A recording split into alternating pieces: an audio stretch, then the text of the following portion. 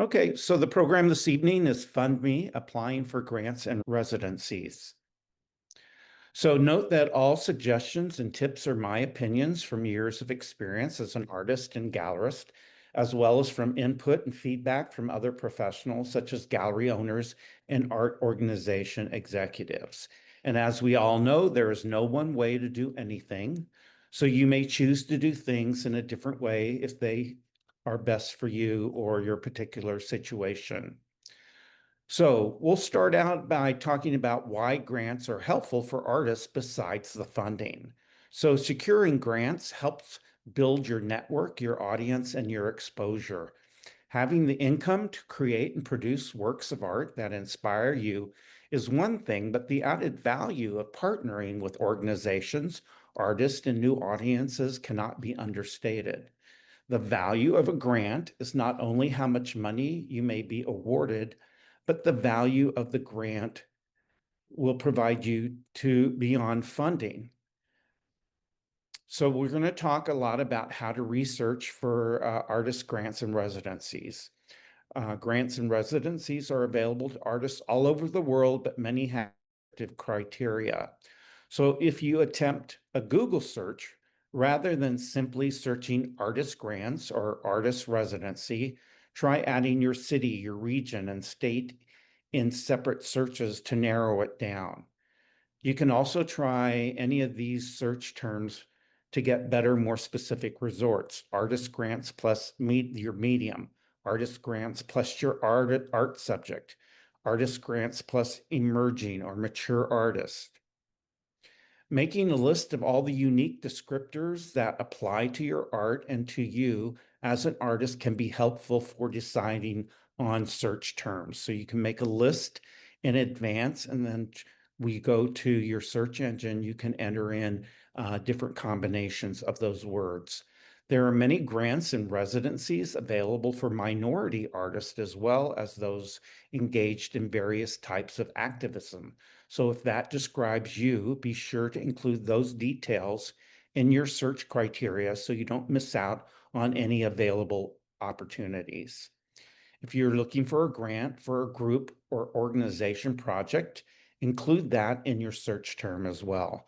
Otherwise, searching individual artist grant will help eliminate group grants that don't apply to you. Grant and residency applications can be long, involved processes with multiple steps over many months. So try searching for grants and residencies for the next calendar year in order to find larger grants currently accepting new applications. So since we are currently in November, you'll go online and you'll find most of the grant applications are for 2026.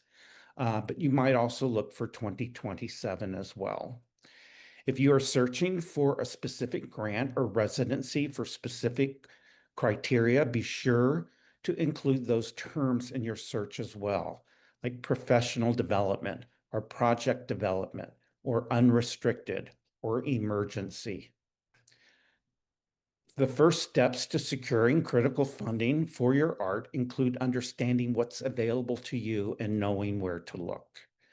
Artist grants and residencies provide funding for various purposes. They can be project specific or community-based or driven by artist needs for essential resources like housing and healthcare. Begin by considering the type of support that would be helpful to you. You should also consider where you live and the qualities that define you as an artist. Once you have assessed your needs and unique characteristics, you can easily pinpoint the grants that will be a good fit. Using the Artist Network listing of resources for artist residencies and grants at the end of this presentation. So I have put together a whole listing with hot links for a wealth of resources, and we'll review each one, and that will be included in the PDF file. Okay, so we'll take a break. So if you have any questions about where to look or how to look for artist grants, raise your hand, and I'll be happy to answer it. Okay, Since I have you all, has anyone applied for a grant or a residency before? Raise your hand.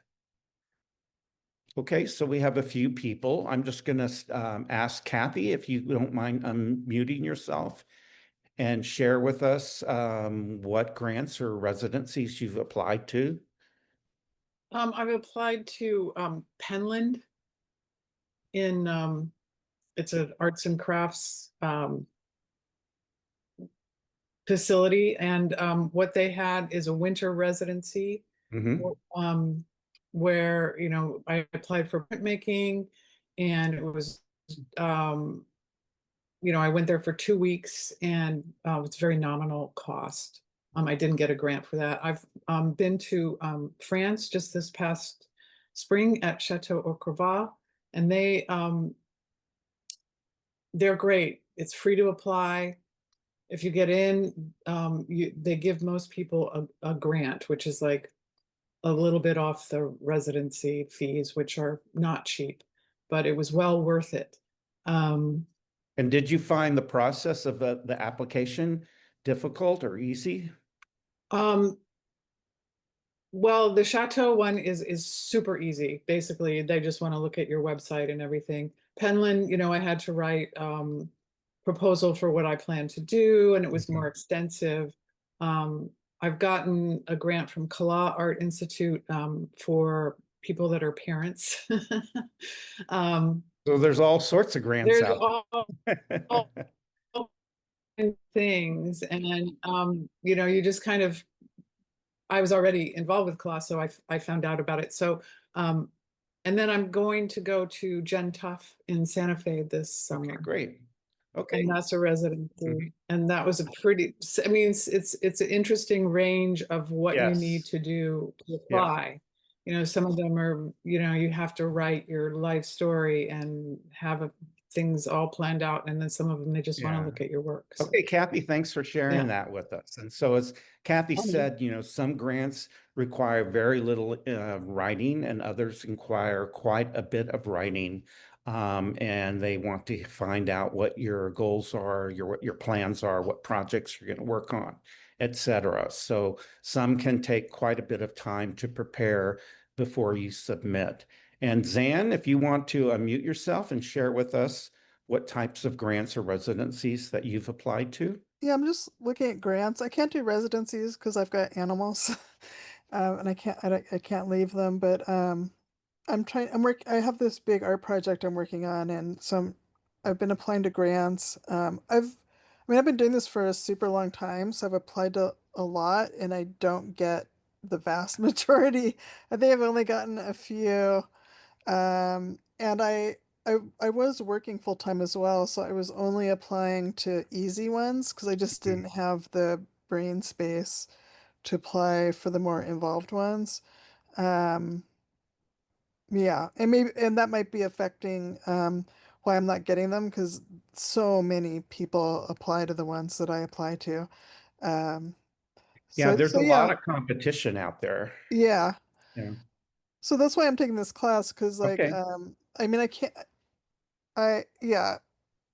I just applied to a few. I honestly I can't remember what which ones they are.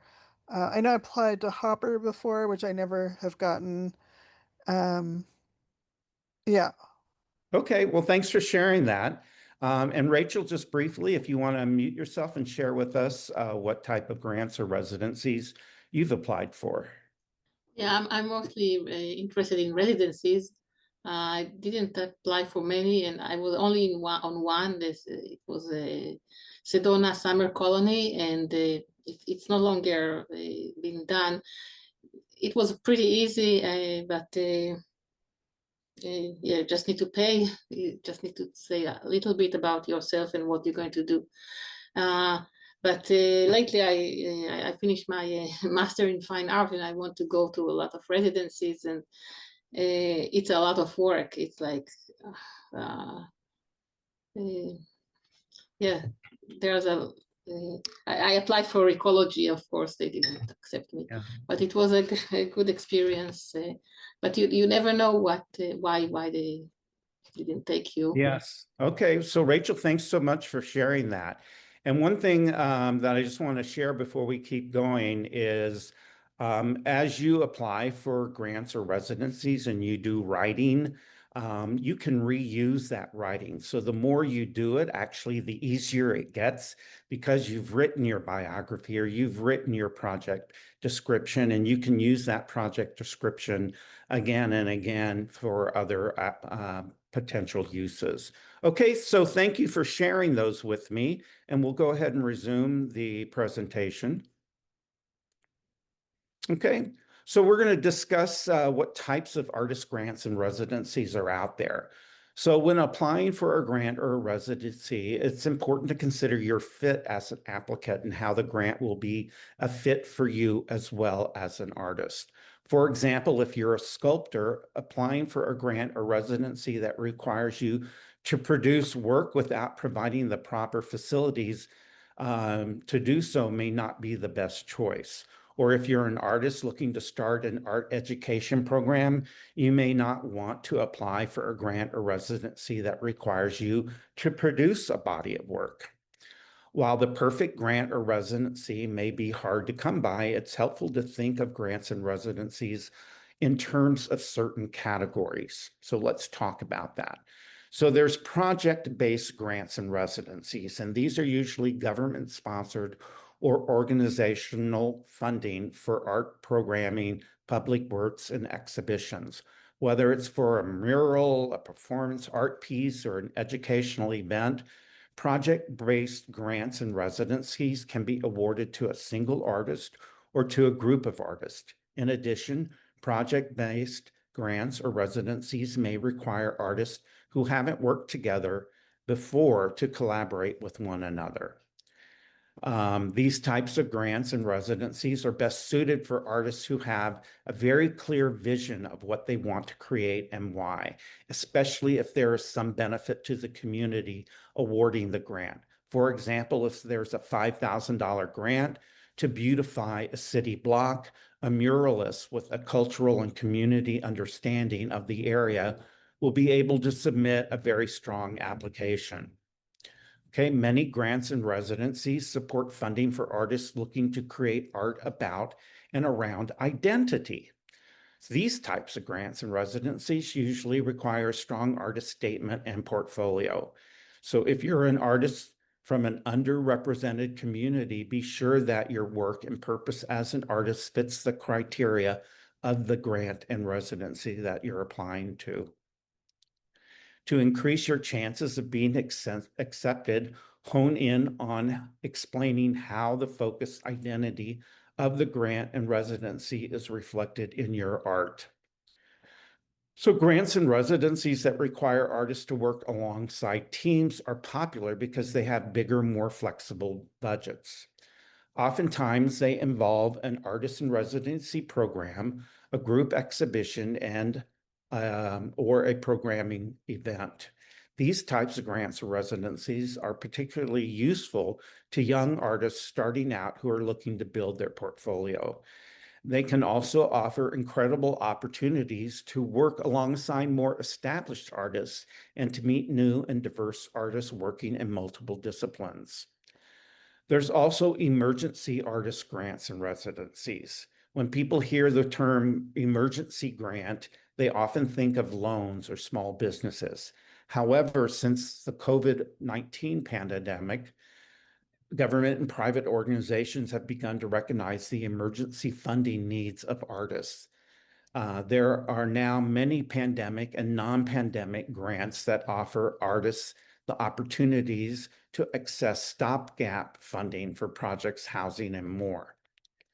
Applying to an emergency grant requires applicants to be vulnerable about their needs to create, which may not be easy to do. Emphasize the value it will provide you as an artist along with what you'll give in return. Okay, so we'll stop to take a break for questions and answers. So any questions about the different types of grants and residencies out there? Raise your hand if you have any questions.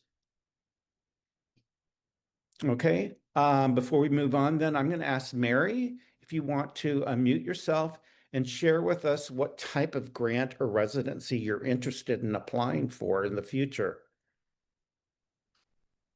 Well, I'm very much a newbie to considering grants and residencies. I sort of fantasize about the opportunity to be residing somewhere else temporarily and focusing only on creating a body of work while I'm there. That sort of arrangement. Um, and maybe something more along the line of professional development. I know when you talk about educational, the word that leapt out at me is young, and I'm not young. And I think maybe I'm not alone in struggling with, I had my day job career and now I'm retired and I can focus full time. So, I'm not a young artist, but I do think I am an emerging artist. So a lot of the artists that sign up for these programs, and I do one-on-one consulting with artists, are mature artists. A lot of people who have come to their artist career later in their life after they've retired or they're doing this on the side.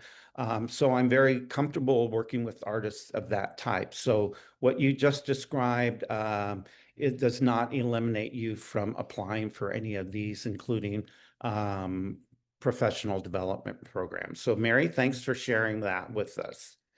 Okay, Kathy, you have a question. Go ahead and unmute yourself.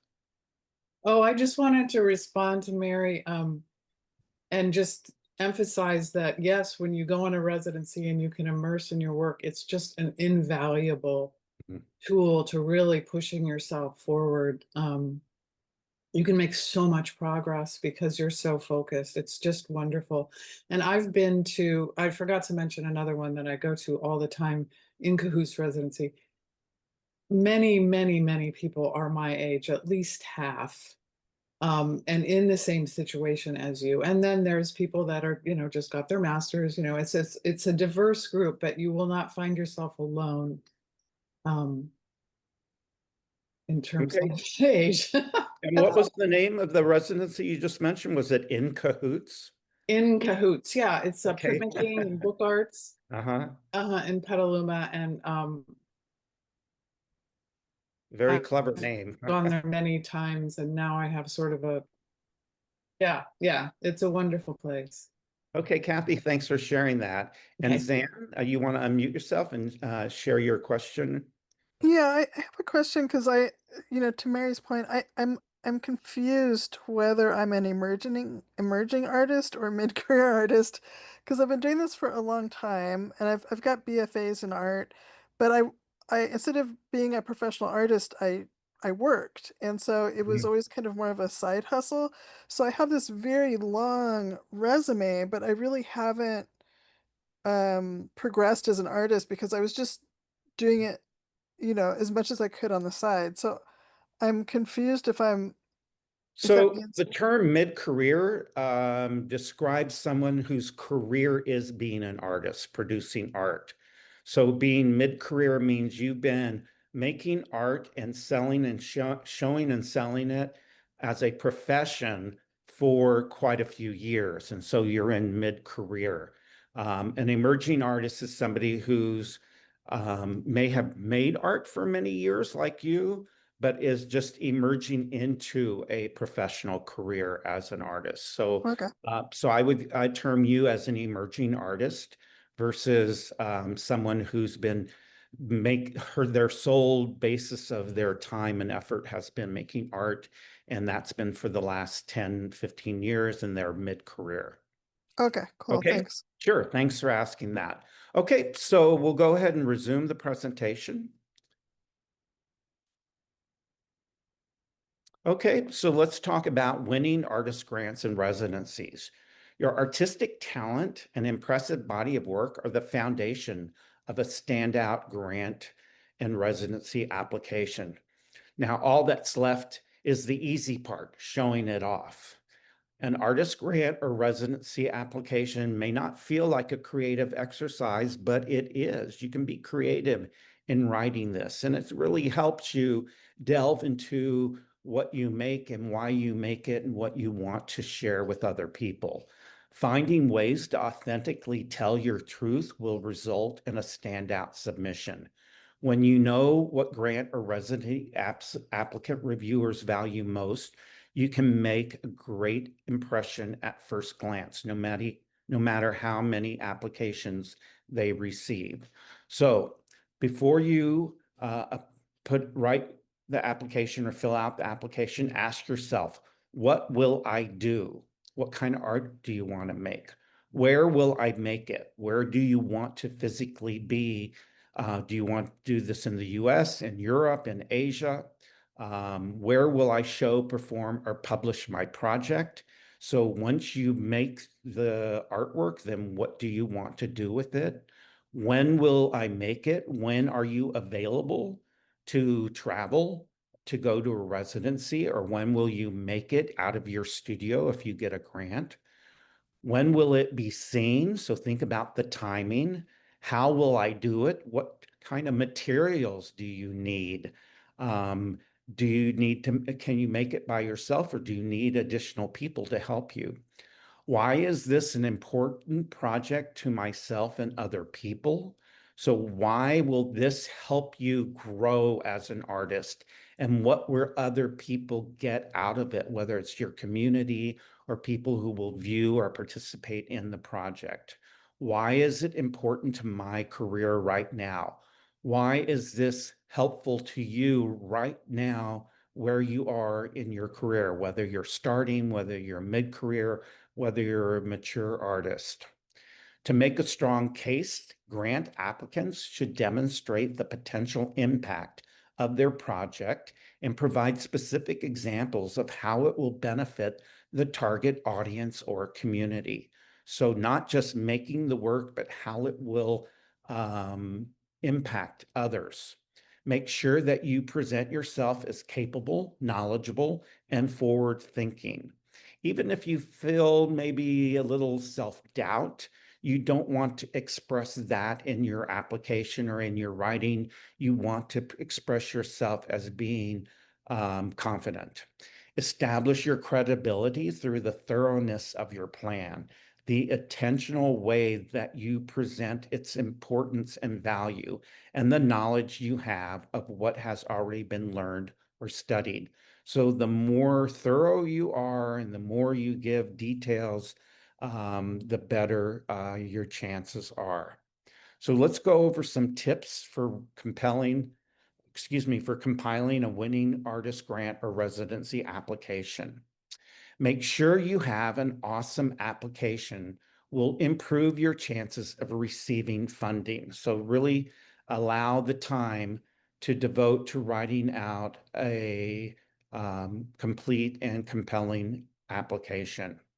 So the first thing is to tour the grant or residency application first. So review the grant or residency guidelines and the application questions carefully. So reviewing it in advance gives you a lot of heads up of what you're going to need to do.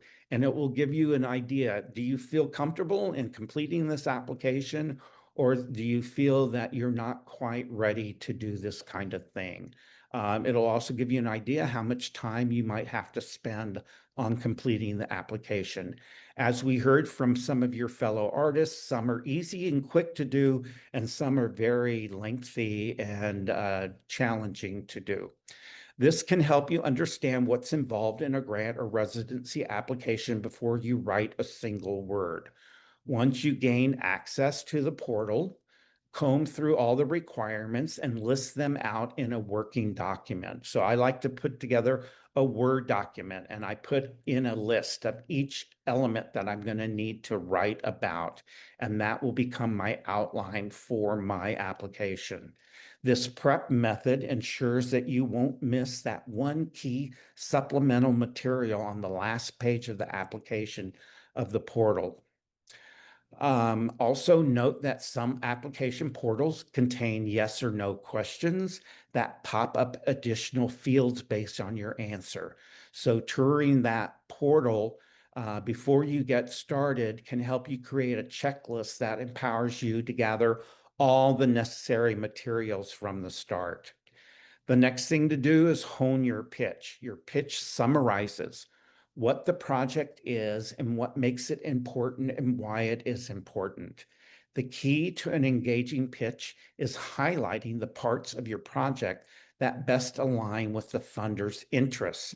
So you want to find out what they're looking for and then match what you're doing with that.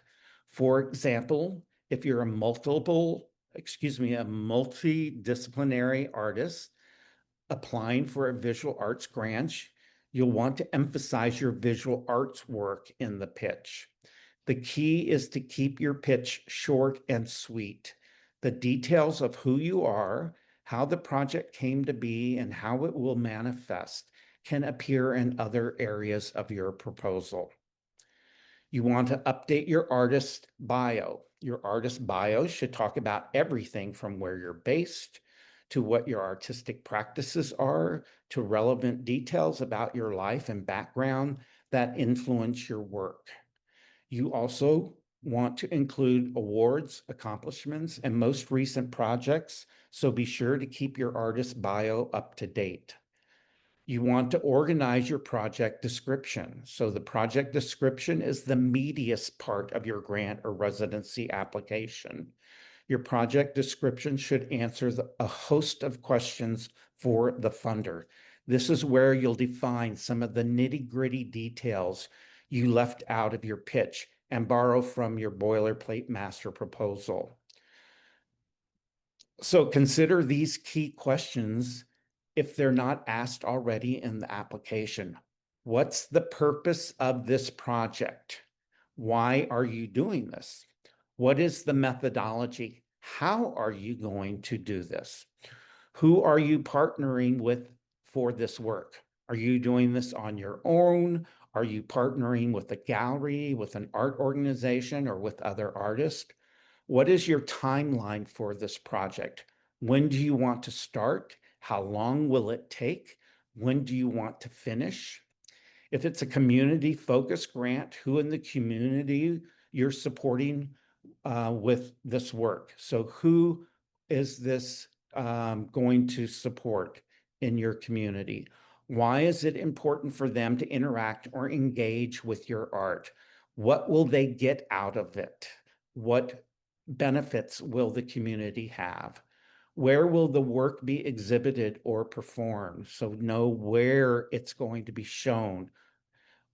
How does this project fit into the trajectory of your work and artistic career?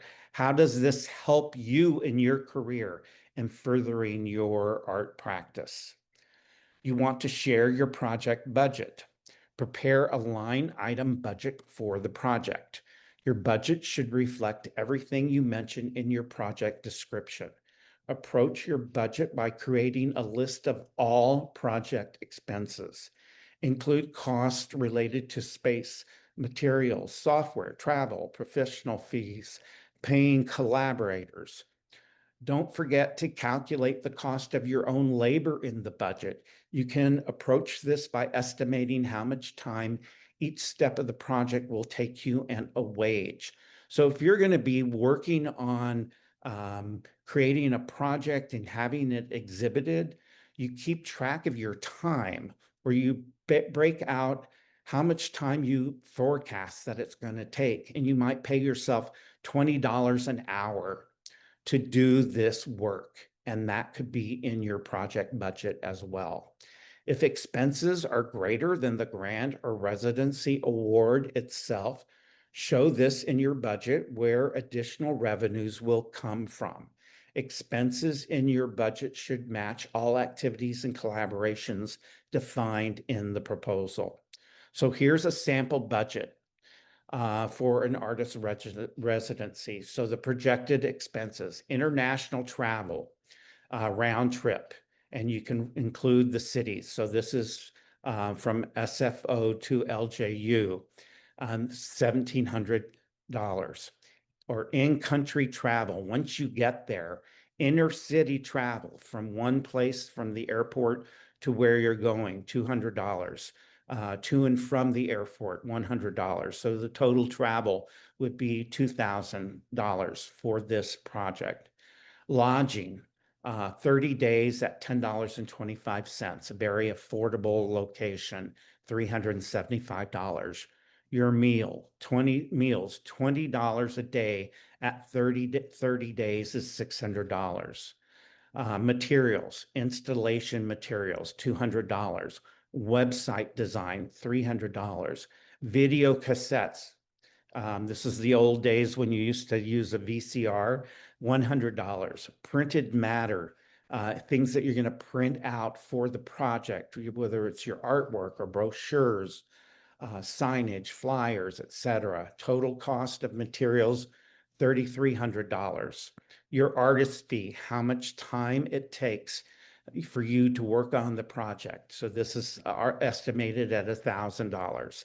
Your incidentals, $700. So incidentals could be, needing to buy more toothpaste and things that you didn't plan on, like a shower curtain or towels that weren't provided, etc. So the total expenses for this projected project is $7,975. So that's an example of a budget. Project resources. So asterisk any funds that have already been received. So the grants, so you're specific because you don't have any grants yet, so you have $0. In-kind support, so include artist fees, meals, lodging, etc. So transportation, somebody's donating a bicycle to you at the location, that's $200.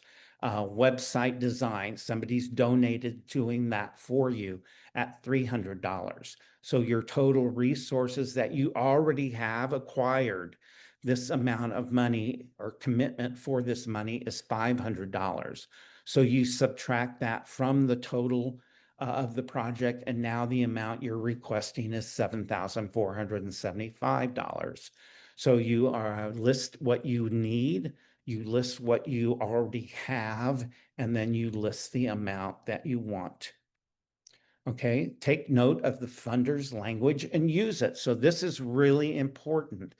The funder is going to write a description of what their grant or residency is all about. And they will say what kind of artists they're looking for or what kind of projects they're looking for. So when it comes to your artist grant or residency application, forget the buzzwords. You want to instead look for the funder's language and note how they spell out their priorities for funding, and then use that language in your application. If you communicate how your work aligns with their mission, they'll feel confident in your ability to create the impact they want to achieve by funding you. You should also pay attention to language in these places: the funder's website or the foundation's website, the rubric developed by the grant review panel if it's shared, funders' communication in their newsletters, their blogs, and social media. What kind of language, what keywords do they use in their regular communication? If you're using your boilerplate master proposal, now's the time to tweak it so it resonates with their particular funder. So if you have already written out a project and you're going to use that project now in another application, then you might want to tailor that application to this funder's language. And so you will change some words around or add things in that you didn't include that will match up with the language of this new funder. You also want to preserve and maintain professional samples of your work. So be sure to document your work as you go along, so you're ready with those critical work samples when there's an application opportunity. So as you make work every day, you want to document how you made it, the final piece. You can take pictures of you in your studio making your work. You can take pictures of your materials. You can document every aspect of your art making as well as the final artwork. And that way, when you complete completing an application, you've got all those photographs, all those documentation elements available to you to attach and use in your application. While it's tempting to only document your work on iPhone, looking to professionals who can beautifully capture your work is the best practice for work samples regarding grant applications. So if you have the proper lighting, the proper space, you've got a tripod, and you can photograph the work yourself, whether it's a camera or an iPhone, then that's great. But if you find that your documentation lacks because you don't have the best equipment or the best lighting, you might want to hire someone to do this. You could have a stellar proposal narrative, but if the grant or residency panel is weighing your work samples heavily and you don't have professional samples available, you'll likely be passed over. So being able to communicate your project properly through your documentation is really important. And it also represents your level of professionalness. So if you submit photographs and it's bad lighting and they're all crooked and colors are not accurate, then they'll get a sense that you're not professional. So remember, if you only have 2 weeks to prepare for your grant or residency application, you'll want these samples ready to go so you don't delay in having your work documented as it happens. Another thing that you can do to be prepared is contact the funder before you submit. If you're given the funder's contact information through the application process, go ahead and shoot them an email with a question you might have. So this way you're starting the communication with them. It's a great way to get on their radar and access insider information that can give you an advantage in approaching your proposal. So as you read through the application, note anywhere that you might have a question or something might not be clear, and then you can shoot them an email and ask one question or several questions to help clarify the application process. Also, it's important to get a second set of eyes on your application. So once you've assembled everything, ask a friend or arts community member who's well versed in the grant or residency process to review your application before you hit send. They can let you know what's missing or what you should emphasize, along with how you can best format and present your work so that it resonates in the most powerful way. Okay, we'll stop for questions. So we've covered a lot of information. So Mary, you have a question? Go ahead and unmute yourself and ask your question. Well, this is just my first question. Mm-hmm. I sort of trip over the idea of describing the purpose of my work or the impact of my work. I mean, I just paint because I like to paint, and I don't know what people might be looking for. Okay, so I've worked with quite a few artists, over 1,000 artists, and that's one thing that is common is you need to write an artist statement, and your artist statement is like your mission statement. It's why you make art and what you want people to experience when they view your art. So number one, I can't spend a lot of time right now talking about that, and I do one-on-one consulting with artists that I will mention later on. So if you wanted to sign up and you want to work with me, we can, for an hour session, we can work on that together. But it's important to understand, like, what's your subject? Why you choose the subject? What is it, or your process? Why is it important to you? Why would it be important to other people? What is the impact? And so not only in a grant or a residency application, but if you want to show your artwork through a gallery, galleries are very interested in your artist statement so they can share your motivation and the impact with the potential buyers as well. So it's a very important document to create. And so you need to have that before you apply for a grant or residency, or even if you apply to be in a gallery as well. Does that answer your question? Oh, almost. I mean, I do have an artist statement. I got the sense that in the context of a grant application, it was for a specific project, and I thought that might be different. So, so usually if you're going to work on a project for a grant or a residency, it's going to be a subset of what you're making. So you might be focusing on this versus the entire umbrella of your work. So you'll need, also most artists write a series statement for each individual series they work on. So you can have a series statement and then you're going to work on a certain series and that will help as well.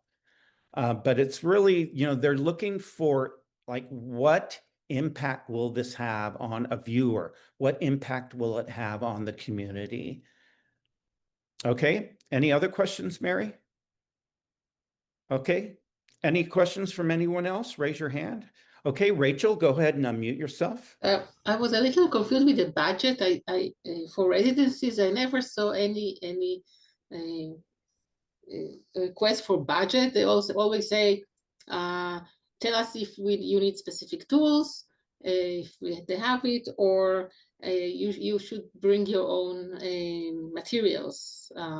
So many times you'll find a lot of differences within an application, but especially with a grant, you're going to ask for a certain amount of money and you have to show why, what you're going to use this money for. So they may say, we offer grants up to $15,000. So you're going to apply for $10,000 and you have to show why you're applying for $10,000 and you make that out in a budget. So some applications do not request a budget, but others do. So for example, the Quick Grant program, which is a program to work with mentors and coaches, artist coaches, they ask for a specific budget and they ask for how you're going to use that and what the activity is going to be. So you'll find every application varies and they'll ask for different things. Okay, does that answer your question? And I have another question about the Sure. documentation that you mentioned. That you said I need to document the process of the work of. So it's different than having a professional photographer photo paintings or any for the website or something like that. So or should I bring a professional photographer for my studio and they take pictures of me making art? So I've set up, I purchased a tripod for my iPhone and I set my iPhone up on a tripod and then I use the settings in the camera to do a timer and I will set up my studio with my working materials and the piece I'm working on and then I'll set it for 10 seconds and I'll touch it and I'll make sure I have all the lighting set up and then I go and stand or sit where I'm working and then my iPhone takes the photos of me. And I find that it takes very good quality because I have a lot of good lighting to use. So you can do it yourself. So the photography of your documentation of your process it's not as important to have it done by a professional photographer. If you have the proper equipment, you can easily do it yourself. Okay. Thanks for asking the question. And this you post on the website because I didn't see also people are asking for that. Okay, so you can, number one, if you document the making of the artwork, you can post it on your website. You can use it in social media. You can use it in email newsletters. You can use it for many different things. And then if you're applying for a grant and they're asking for, documentation of your images, you can include images of your studio, your materials, etc. So they get an idea. Oh, look at the studio. Look at these materials. That reinforces your professional level. So they may ask for photography or they may not. So if you have all these things prepared in advance, you're ready for any question, any requirement that they might have. Okay?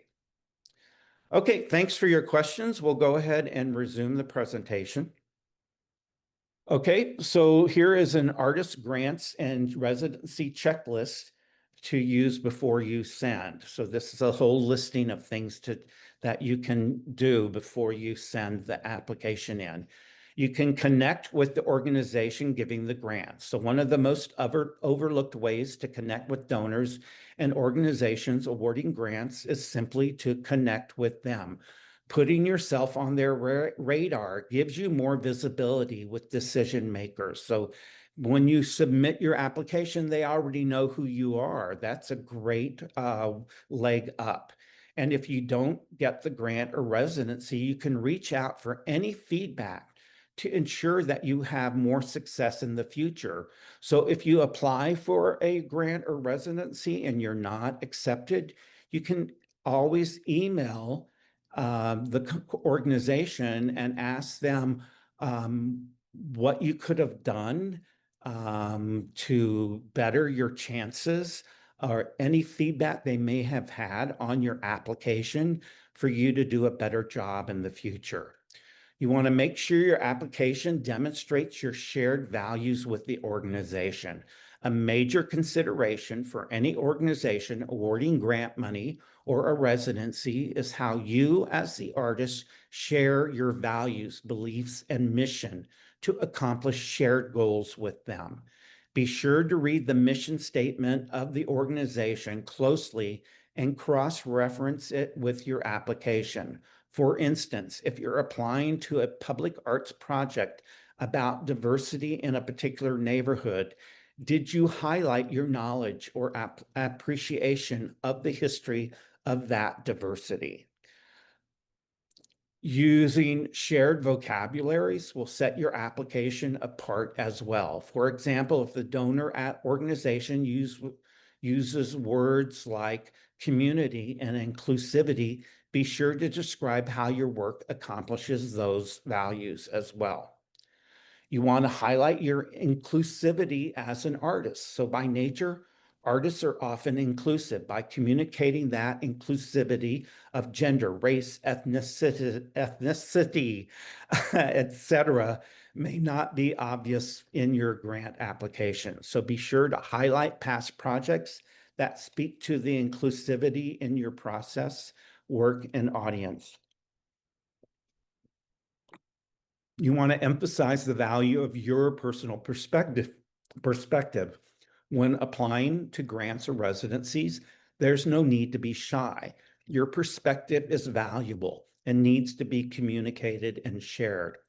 What is unique is about your perspective specifically as it relates to your personal journey and your artistic exploration. Striking the right tone that celebrates your perspective while meeting the requirements of the application will set you apart. You also want to check your spelling and grammar before you complete the application. This tip is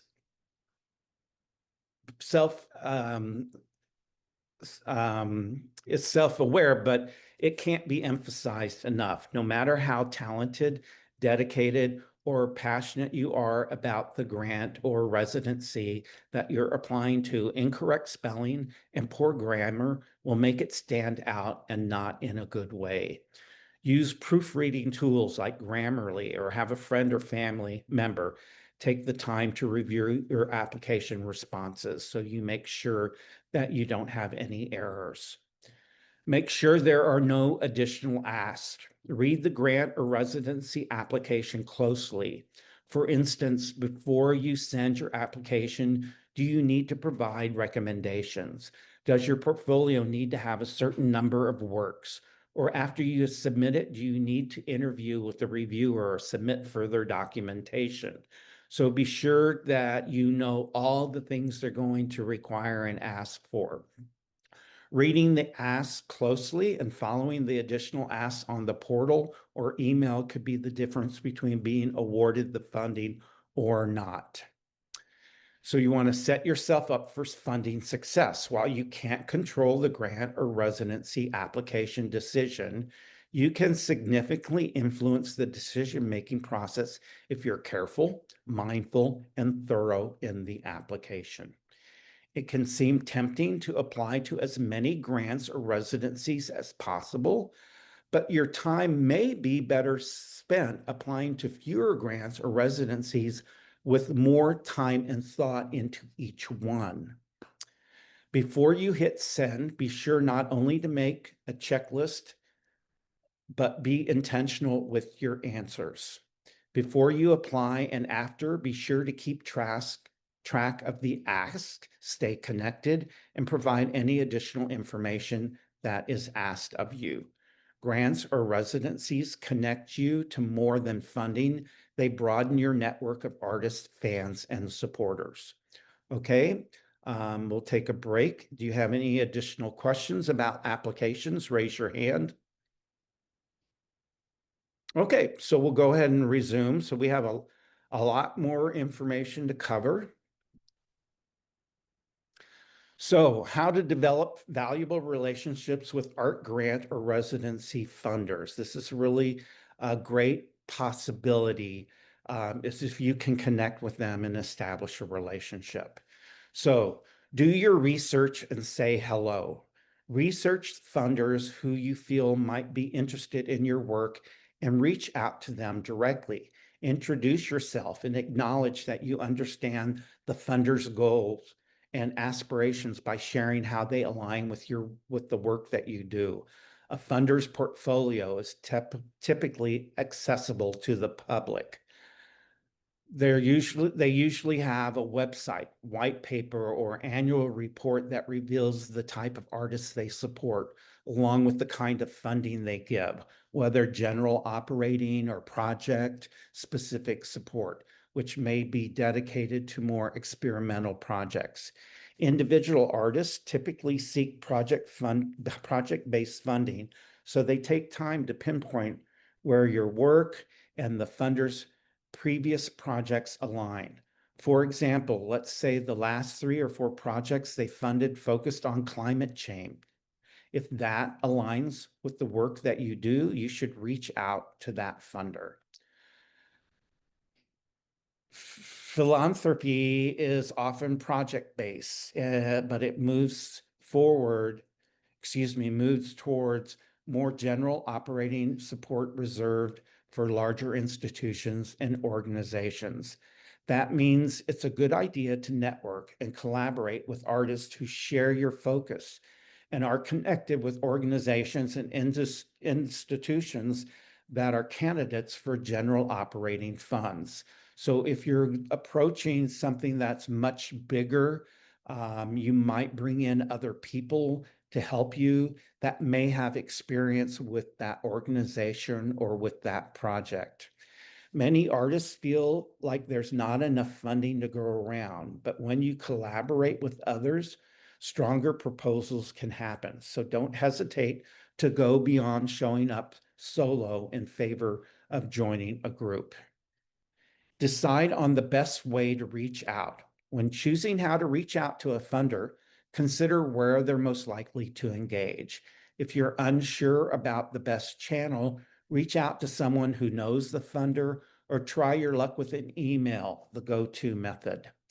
Email is the easiest and most common way to get your message to funders, but crowded inboxes can make it difficult to stand out. If your LinkedIn profile is up to date, you can consider sending a LinkedIn message to a funder who's particularly active on the platform. Some funders use social media to engage with the arts community. In that case, send a Facebook or Instagram message. Doing that is appropriate. At the very least, follow them so you can keep tabs on their latest projects. Don't underestimate the power of classic snail mail. Unlike email, the funder won't miss a package or a letter in their mail slot. Consider sending an invitation to an event that would interest the funder, and don't be surprised when they show up. People want to engage in mutually beneficial partnerships. So regardless of the channel you choose, focus on the benefit to the funder's mission and their why behind funding you. So you want to be able to reach out to them, connect with them in advance, whether you're asking a question about the application itself, or there's an event coming up and you're interested in attending the event and asking information about that. So any way that you can connect with them and start a dialogue with them is helpful. You can pitch ideas and contacts, even if they're not for you. If you present yourself as someone willing to help the funder's mission, they'll likely do the same for you. For example, if you know a funder who supports circus arts, you can let them in on an artist you're connected with to do that, does just that. Meanwhile, that same funder who isn't a fit for your social injustice work might look to connect you with a funder who might be interested in what you're creating. I have found this so many times where I contact somebody about something specific and they say, well, we really don't do that, but you might contact this organization instead, or you might check out this application. So by contacting somebody, they may point you in the proper direction that would be more beneficial for you. In a nutshell, it's important to understand that arts funding is a complete ecosystem, complete with a vast community of funders who can gain just as much from your ideas and perspectives as they can from yours. If you present yourself as someone willing to help the funder's missions, they're likely to do the same for you. So example, if you know a funder who supports, I'm sorry, I think I just said that. With that in mind, keep the conversation going, even if that's not always what's directly tied to your work, because it could be informing your new funding opportunities. Sorry about that. Find an opportunity to meet face-to-face. FaceTime allows a funder to see how investing in you can help them make an impact on you and your community. Remember, funders seek thousands of artists, papers, and grant proposals, so they see so much coming in. So connecting with you in person can make a big difference. The personal relationship is what truly connects them to who you are, what you do, and how those factors contribute to what that funder aims to create. While you can arrange a formal meeting at a funder's workspace, you could also consider asking them to lunch, welcoming them to your gallery or your studio, inviting the funder to your show or opening reception. If it's not too forward to reach out to someone directly, if you feel that you and the funder share a common vision, goal, or purpose. In fact, funders expect to hear from artists like you. Funders can be elusive, but they're also in public quite a bit. So go to where the funders gather. Attend formal gatherings like city-sponsored meetings, galas, or art events can give you the chance to rub shoulders with folks who can fund projects related to your work. Keep an eye out for networking events centered around philanthropy in the arts. There are events that invite artists and nonprofit art organizations to meet funders for the sole purpose of gaining support for their work through purposeful collaboration. For example, grant makers in the arts is one of the largest conferences of its kind in the nation. Follow them to stay posted on when their annual conference lands each year, along with smaller but worthwhile events like webinars and pop-up conferences throughout the year. So if you join the grant makers in the arts, or if you get on their email lists, then you will find out about opportunities that you may be able to actually meet funders in person. However, there is a benefit to the smaller, more localized events where you can learn who works in the field or in philanthropy in your area. Follow philanthropy blogs for an up-to-date list of arts-related conferences, webinars, and other opportunities in your area. Be real, but come with solutions. Strong critiques of funding and funding habits will naturally come up as you see other artists receive funding or specific organizations receiving more than others. While there's nothing wrong with noting these things, funders want to see you come with solutions. If you plan to point out a problem, be prepared to promptly follow it with what actions you think will be best. So if you see that in their application, they're asking for something and it doesn't apply to your type of work, even though you work in that subject matter or your mission aligns with them, you might send them an email and say, I went through your application process and I noticed that you're asking such and such, but you do not include such and such type of work that I do. Is this acceptable to apply for this? How do I answer this question? And maybe this might be something that you could add to your application. So you're pointing something out and giving them a suggestion. Funders have good intentions and they're on your side. They're striving to cultivate and aid in the spaces where they know they can make a difference. With limited funding, they look to drive the most impact for each dollar. At the end of the day, funders are in the relationship business. Just as you want your needs to be met, funders are attempting to meet the needs of the communities they are serving through supporting you. And this two-way respect and care for one another is the very foundation of a strong and meaningful relationship. Okay, any questions about connecting with the funders? Raise your hand. Okay, Kathy, go ahead and unmute yourself and ask your question. I've never heard the term art grant funders.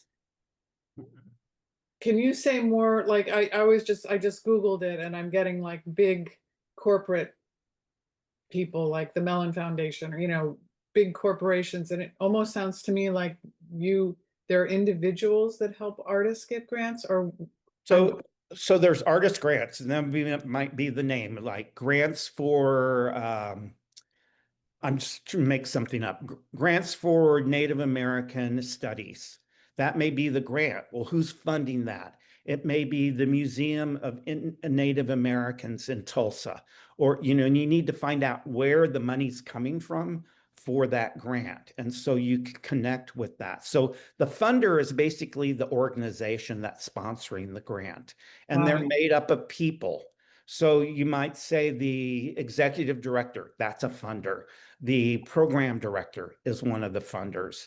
The person that reviews these application submissions is also part of the funders. So it's talking about the people in the organization that fund the grants or the residency. Okay. So you said executive director. What was the other one? It could be a program director. It could be the assistant that reviews all the submissions. You can go to, if you find a grant that you're interested, you could go to their about page and look for the staff and who has what position, and see if maybe there's potential for you to email them, contact them, meet them, go to an event where they might be. When I lived in Dallas many years ago, I got connected with the museum curator for contemporary art by going to a lot of the lectures and opening receptions and talking to him. And after several months, he became familiar with me. He knew who I was. A grant became available and he contacted me and said, I think you should apply to this grant, and use me as a reference. So I developed a relationship with him that I used, that I found out about and used him as a reference in a grant. Okay, so building relationships, it's networking, it's really important. Okay, Kathy, thanks for asking that question. Any other questions before we move on? Raise your hand. Okay, so you might feel uncomfortable contacting these people or going to an event where they might be and going to talk to them. But establishing a relationship with people is networking, and networking always pays off. Okay, so let's go ahead and resume the presentation. Okay, so we're going to review resources for artist residencies and grants. So be sure to sign up for these resources newsletters. So as we go through each one and look at the description, if there's one that you feel like, oh, this would be good for me to look into, go to their website and then sign up to be on their email list. So you get notices when new grants or new residencies become available, and you can learn about it first and not be late to the table. So I'm going to start kind of big and work down to specifics. So Artwork Archive provides a list of the top artist residencies, international open calls, artist grants, exhibition opportunities, and art competitions that will benefit artists. It has a huge amount of resources. So following them, being on their email list, I believe you actually become a member. I think it's like $15, and you can become a member and you get on their email list.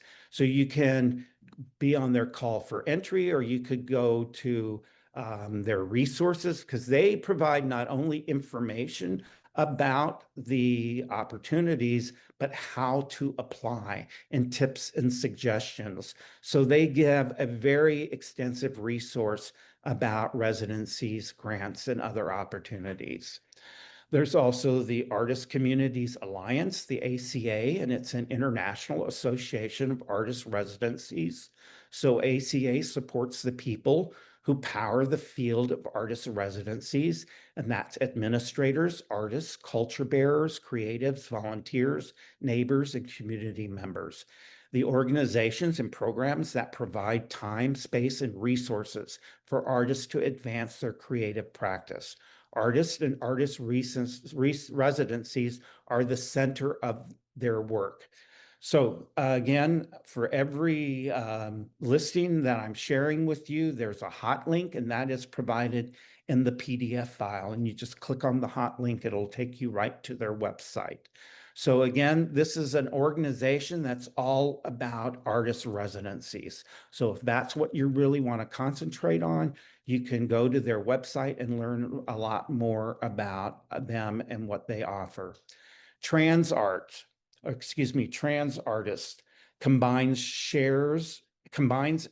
me start again. My tongue is getting tied from talking so much this evening.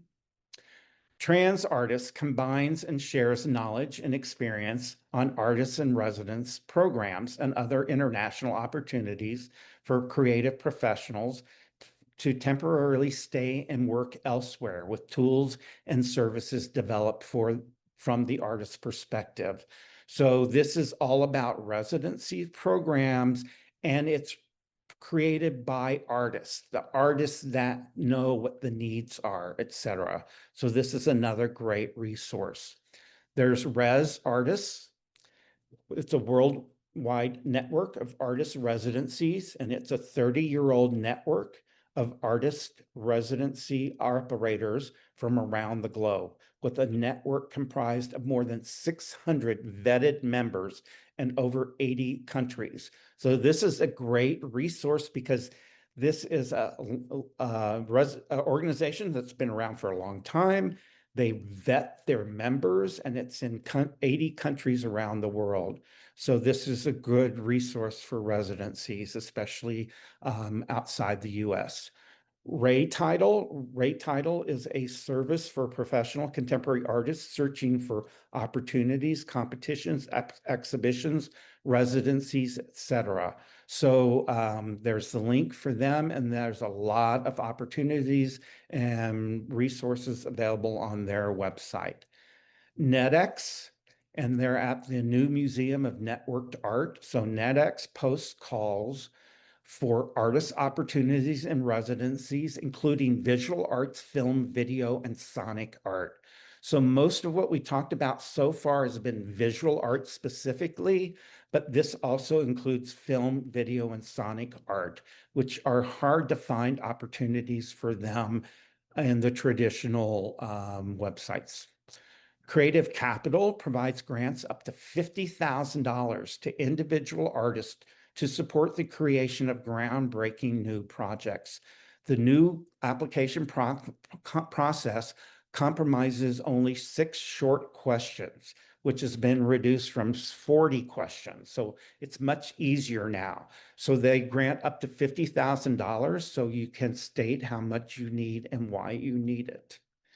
Ruth and Harold Shenvin Foundation individual grants provide $1,500 to artists who are living or working in the United States and engaged in a new craft or visual arts project. So this is a smaller amount, but you may just need some additional money to buy the materials to work on your next series. So this would be a great opportunity. The Hopper Prize, which was mentioned earlier by one of the artists, welcomes applications from artists of all ages and experience levels working in any and all disciplines, including painting, photography, sculpture, drawing, video, documentary, performing, experimental, conceptual, and installation practices. So they cover a lot of different disciplines. And this is a major organization that provides funding. So there's a lot of competition here. Art Deadline, the Art Deadline site has resources for calls for entries from all over the world, focusing on interdisciplinary artists and public works. The site charges a yearly $20 fee to access its list of grants and opportunities. There's Cal Arts Library, so you don't have to be a student or alumni of Cal Arts Library to make use of its robust database of artist opportunities. The site organizes grants by general, statewide, and federal offerings. It also highlights template resources for cover letters, budgets, and more. So again, here's not only a resource that gives you a listing of opportunities, but it gives you resources for your cover letters, to write your budget, and your application process. So this is part of Cal Arts, and it's open to anyone. Artadia offers up to $10,000 to artists living and working in one of 6 partner cities: Los Angeles, New York, Chicago, San Francisco, Atlanta, and Houston. So if you're in one of those cities, go ahead and check out their program to see what opportunities are available. California Grant Watch, the state of California grant site, is an excellent resource to check out opportunities throughout the state of California. Many of the awards are for educational or community enrichment programs. So if you have an idea for how your work as an artist could impact specific neighborhoods or regions, California Grant Watch may be the best place to kickstart your search. So again, they target communities. Artist Power Center, the APC, is a platform powered by San Francisco's Yerba Buena Center for the Art that helps artists secure funding. The app allows users to find grants and commissions tailored to their interest and needs, along with other funding opportunities that are in line with their interest and expertise. The platform is designed to specifically provide opportunities for Black, Indigenous, people of color, and LGBTQIA+ artists to uplift the health and well-being of Bay Area communities. The City of Los Angeles Department of Cultural Affairs awards are focused on community engagement, grassroots initiatives, and cultural projects, and applicants are often not required to be residents of the Los Angeles area. The New York Foundation for the Arts is a 501c3 service organization that provides artists, emerging arts organizations, artists, administrators, and students with critical support, professional development tools, and resources for defining and achieving career success. Another great feature is their opportunity search, which may include paid and commissioned fellowships and prizes.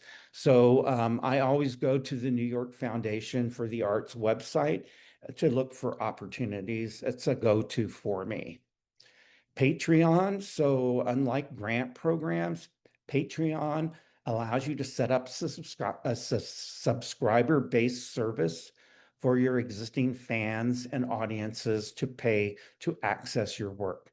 Priced at a monthly membership, artists can establish a reliable revenue stream that allows them to not only get compensated for their work, but also build their audience. So I know a lot of artists that use Patreon.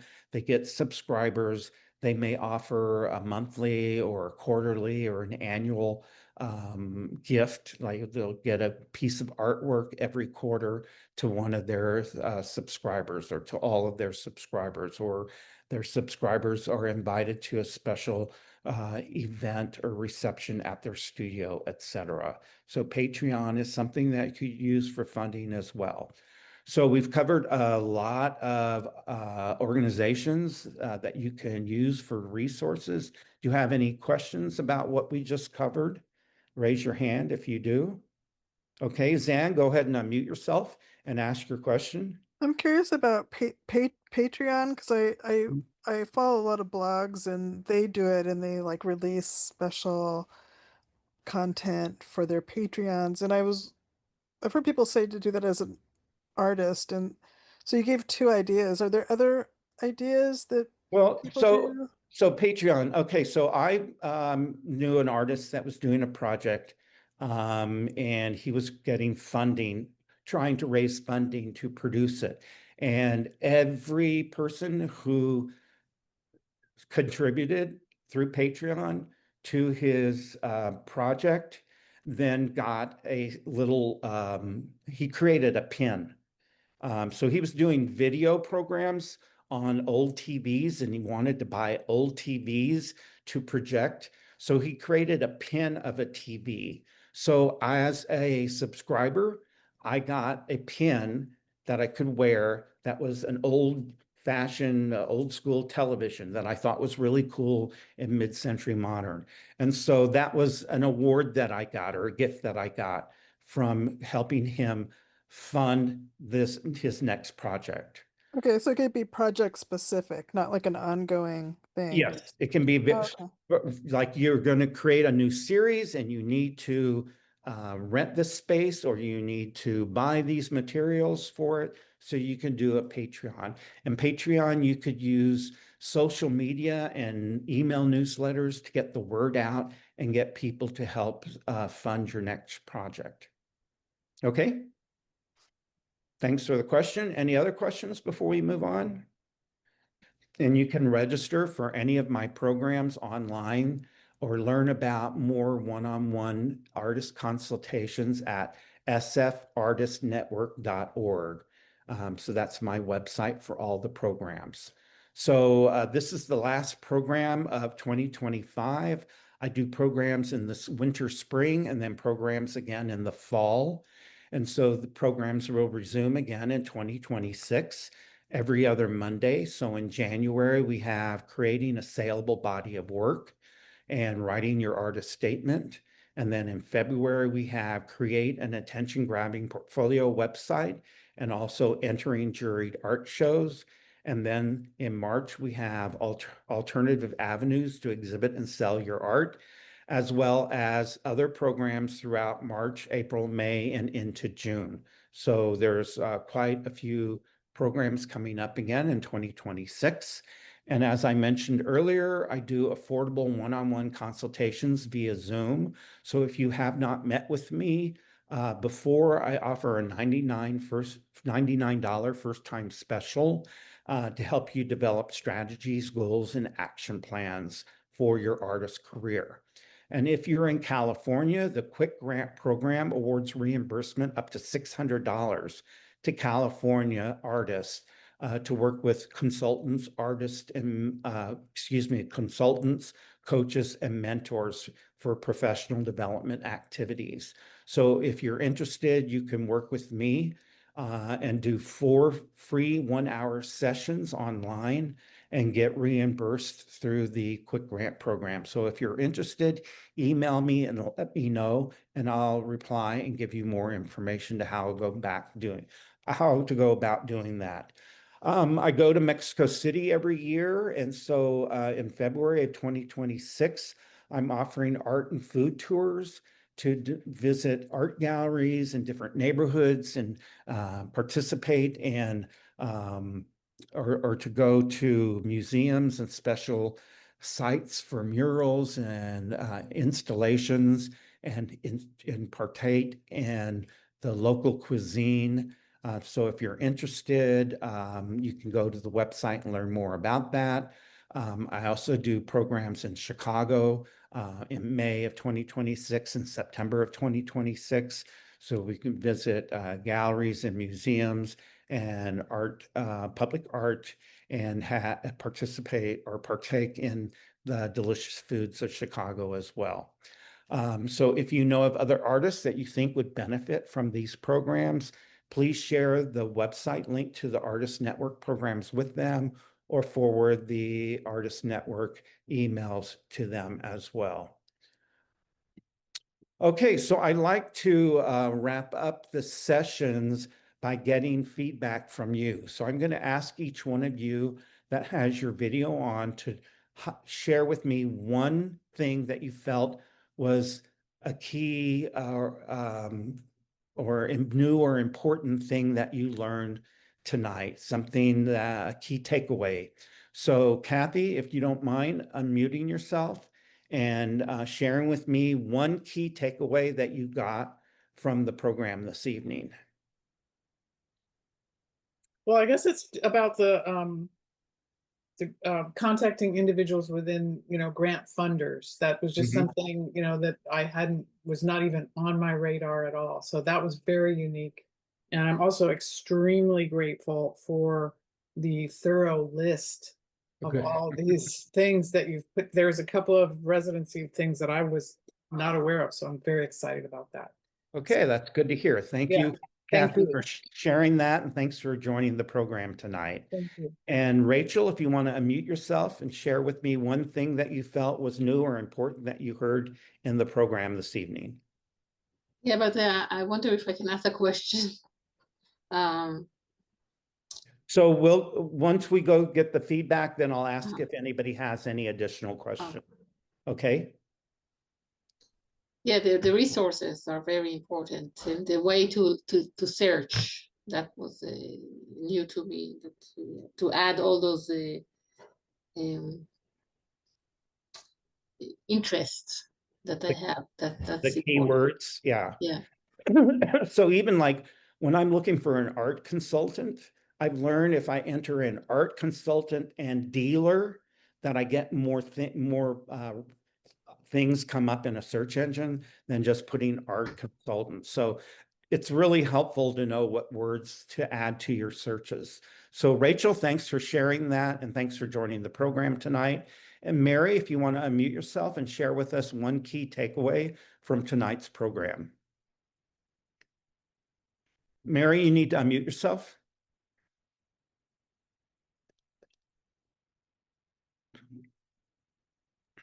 Yeah, sorry about that. No problem.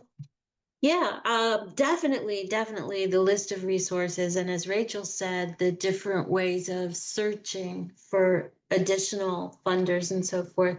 But for me, listening to the fellow attendees talk about grants they've gone after, and just understanding that a lot of artists are making it part of their routine practice, it was very helpful to hear about that experience. Okay, Mary, thanks for sharing that. Just to let you know, I know about 50 art gallery owners throughout the country, and they all share with me that they feel artists that participate in artists in residencies is really important for their consideration when they're looking for artists to add to their gallery. So it's really helpful to add that to your resume. So thanks for joining the program tonight. And Zan, if you want to unmute yourself and share with me one thing that you felt was new or important that you heard in the program. I think just slowing down and being more thorough. I think because I was working before and then I quit working and I've been having health problems that hopefully are going to end soon, fingers crossed. But I just haven't had the energy or the mental capacity to like just slow down and take my time. And so I kind of realized then I shouldn't do it. I should wait until, maybe apply to fewer and take Mhm. my time and put my energy into that rather than just trying to like, I was trying to doing a scattershot approach, just apply to lots and hope I get one. And that's kind of the opposite of what I should be doing. Yeah, so you want to make your application as thorough and as polished as possible. So it takes time. I've done some applications where it's so complicated that just every day I would tackle one topic in the application, and I had to spread it out over time because it was so overwhelming. So Zan, thanks for sharing that, and thanks for joining the program tonight. So before we end, does anybody have any general questions about the topic? Raise your hand if you have any additional questions. So Rachel, your question? So from what I understood and what I want is when I go to a residency, it's like a place that I never been there. It's like very special place, and I want to also to work on something new, not like something that I already doing that in my own studio. So it's like how in deep I need to describe it because I really don't know exactly. And also, if I show you them my work that I'm doing, it's not the same as I want to do. So it's always like the chicken and the egg problem. Okay, so first off, they want to view your work to see the quality, the level, the mastery of skill that you have, and that you're going to do new or different work. Then they know from looking at your old work that you're a professional, you do good quality work. They're not wasting their money. So that's, the reason why they want to see old work, even if it's not aligned with exactly the new work that you're going to have. And let's just say you're going to apply for a residency in France, in Provence, in a beautiful surrounding. So when you apply for that, you might want to mention how the surrounding will influence your art, that you want to include the colors and the ambiance, the feeling of that area. You want to research the history of the town or the state or the country and include that. So you want to be as specific as you can to include the location or the organization or the purpose of the organization. It may be to promote works by women. So you talk about your work and how it embodies women or emboldens women. So you want to take what they're about or their location and who they are and incorporate that into the artwork that you're going to make. And that makes for a stronger application and a better chance for them choosing you. For example, an artist that I work with that I helped complete an application, she applied for a residency in Venice, and she spent her honeymoon in Venice, and she hadn't been back to Venice in 40 years since she had her honeymoon. And when had her honeymoon, she threw this big party, and she had people from all over the world come to celebrate her wedding afterwards. And so she paints um, social situations. She paints gatherings and parties and etc. So she wanted to go back to Venice and paint gatherings in Venice and parties in Venice because that's what she does, and she was honeymoon there. So she tied it into her personal history, and she was selected. So anywhere that you can make it personal and tie it in is helpful. Okay, Rachel, does that answer your question? Okay, any other questions that you might have? Raise your hand. Okay, Kathy, go ahead and unmute yourself. It's not a question, but I just have to say, like, they're not going to call you on it. It's like nobody has ever said, oh, this doesn't really match what you proposed when you came. The people who run residencies know power of it, and that you're going to expand and you might do something that you've never done before, and that's part of it. So I don't know. It's That's a really good point, because I was interested in applying to Recology in South San Francisco, and I went to their orientation meeting, and they showed artists I guess applications or project proposals. They showed us some examples, but I had been to see some of the artists' openings there, and it was different. So I said, so and so proposed doing this, and let's just say with wood, but he ended up making everything with metal. And I'm a little confused. And they said, oh, well, we realize that once you get here, you find out that the resources may not be what you thought, or they may be something different that you can use, and you make changes. And so they realized that. So I was really surprised, because I thought if you propose something very specific, you have to make that. And I found specifically with the Recology project that you don't have to. So, you want to be as true to what you propose as possible, but you get there and you're swayed in a certain way, or you meet people that influence you, everything adjusts and changes. It's fluid, Yeah, excuse but me. you still need to write something that will catch their eyes and will be Yes. compelled. That's the problem. Yes. So that's the opportunity. It's not a problem. It's an opportunity. Yeah. Okay. Any and other? to your point, it's like they're looking at the quality of your work. They're looking at that, and how articulate and how aware are you, and getting over those hurdles is fine. And when you get there, and if you go in a different direction, I'm sure they don't care. Yeah, and they have staff there, and you might have questions to ask them, and for direction, or if it's okay to do this, and you'll get guidance as well. Okay, any other questions before we end the evening? Just a comment. I mean, I want to do Recology as well.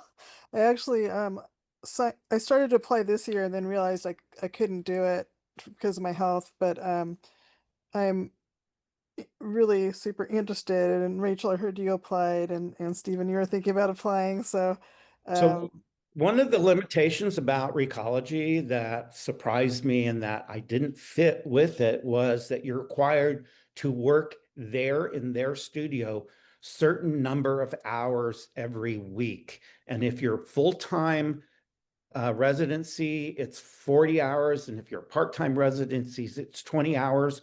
Well, I have other things that I do as well, and I can't spend 40 hours in some other place every week. So that's more demanding of location and time than I was able to give it. So just be aware of that. By the way, regarding feedback, they state in their website, don't call us about feedback. Don't ask us for feedback, because we have so many people applying. Yeah, before you do anything, always check the website. Yeah. Yeah. So okay. Not everybody is willing to give feedback. Yeah, but so if you go to their orientation, you can ask Yeah. as many questions and get information from them. Mm-hmm. Okay, any other questions before we end for this evening? Okay, thanks so much for joining me. I appreciate it, and I appreciate all your questions.